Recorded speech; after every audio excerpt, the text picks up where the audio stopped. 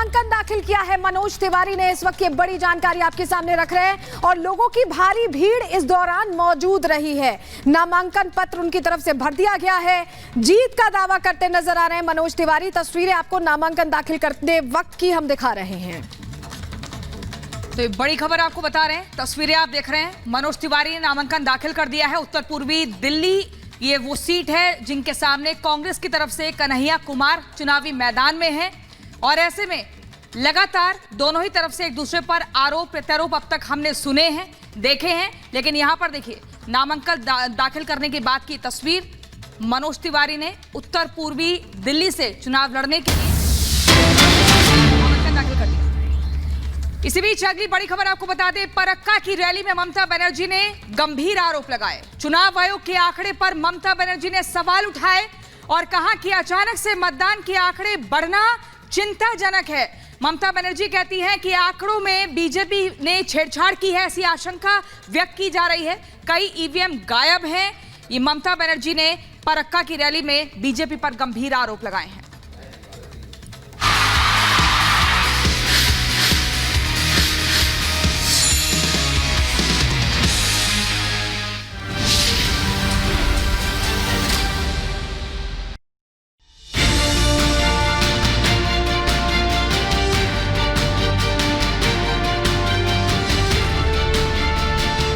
तो लोकसभा 2024 को लेकर हम देश के अलग अलग हिस्सों में जा रहे हैं। आज मैं बिहार में हूं, बिहार की राजधानी पटना में, और लोकसभा क्षेत्र पाटलिपुत्र है।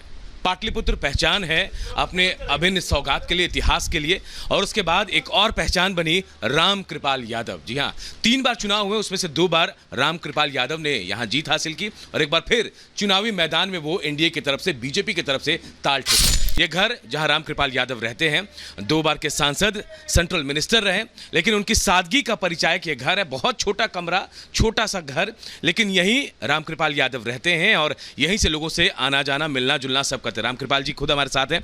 रामकृपाल जी, थोड़ी ये भी लग रहा है कि भाई आप सेंट्रल मिनिस्टर रहे, उसके बावजूद आप इस छोटे से कमरे में हैं, लोगों से बिल्कुल कनेक्ट हैं, और ये भी कहा जाता है कि रामकृपाल यादव को हरा पाना पाटलिपुत्रा में बहुत मुश्किल है।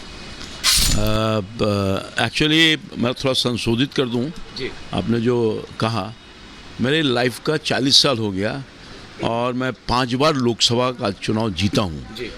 3 बार मैं राष्ट्रीय जनता दल में था, वहाँ जीता, और 2 बार भारतीय जनता पार्टी के एक कार्यकर्ता के हैसियत जीत रहा हूँ। तो मैंने पूरी निष्ठा और सादगी के साथ अपने दायित्वों का निर्वहन किया और जनता के सेवा भाव से काम किया, और यही मेरी पहचान है। और सबसे बड़ी बात यह है कि मैं 24 घंटा 7 दिन मैं जनता के बीच में रहता हूँ। एक दिन भी शायद कोई मीटिंग हुआ होगा, दिल्ली जाता हूँ, मैं दिल्ली नहीं रहता।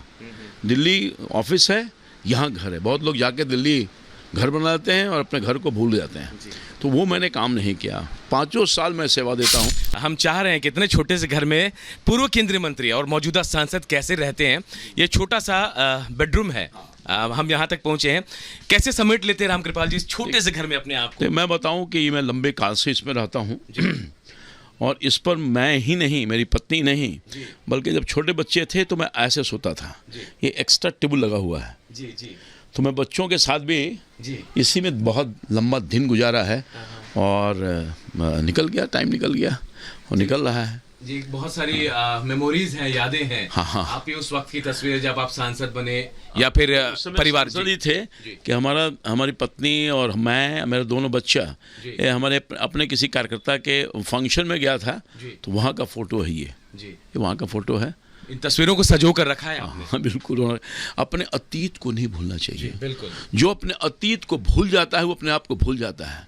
मैं कभी भी किसी पद पर रहा इतने लंबे अर्से तक, मैं आकाश में कभी नहीं गया, धरती में रहा।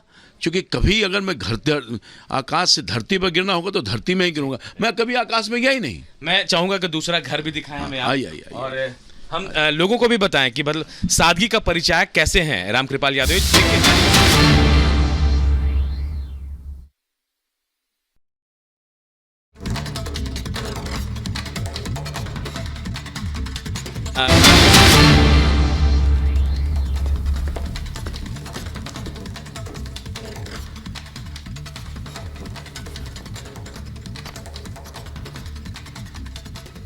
और इसी बीच एक बड़ी खबर अपने दर्शकों को बता दें, राष्ट्रपति द्रौपदी मुर्मू अयोध्या पहुंची हैं। इस वक्त एक बड़ी जानकारी मिल रही है, द्रौपदी मुर्मू की इस वक्त अयोध्या में मौजूदगी है। तस्वीरें हम आपको लगातार दिखाएंगे और यहां पर देखिए पूरे प्रोटोकॉल के साथ आगे बढ़ेंगी, राम मंदिर में दर्शन करेंगी।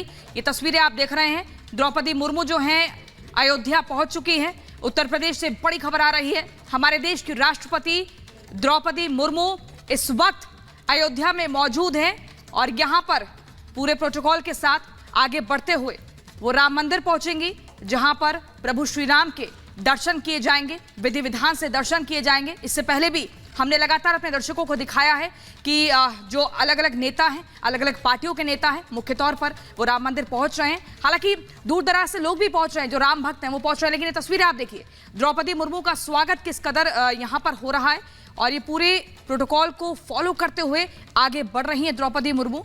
और यहाँ पर सलोनी ये तस्वीरें दिखा रहे हैं, द्रौपदी मुर्मू दर्शन के लिए पहुंची हैं अयोध्या, जहां रामलला के दर्शन करेंगी। इस बीच आपको बताएं कि बयानबाजी विपक्ष की तरफ से कई बार की गई कि न्योता नहीं दिया गया, राजनीति भी इस पर खूब हुई और अब जब पहुंच रही हैं द्रौपदी मुर्मू राष्ट्रपति, फिर भी बयानों के तीर लगातार चल रहे हैं।